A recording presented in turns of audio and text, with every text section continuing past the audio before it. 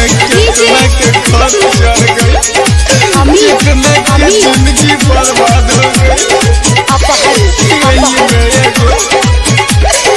लड़का रउआ से प्यार करता।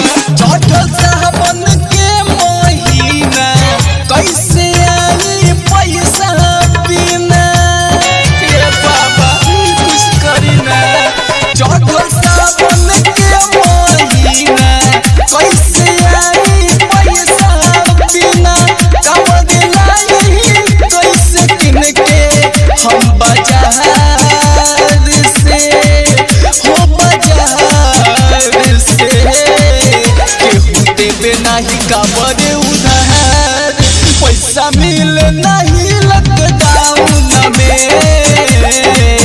केहू देवे नहीं कबर उधार, पैसा मिल नहीं लॉकडाउन में। डीजे अमित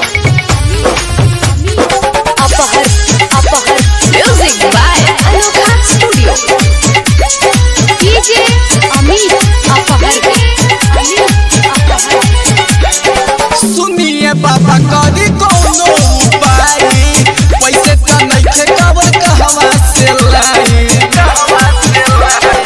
सुनिए बाबा करी कोनो उपाय, पैसे तो नइखे कबर कहवा से लाई।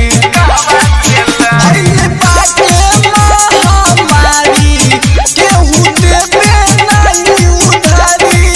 दर्शन पावे खातिर जियादा ई बेहाल भइल, हो बेहाल भइल।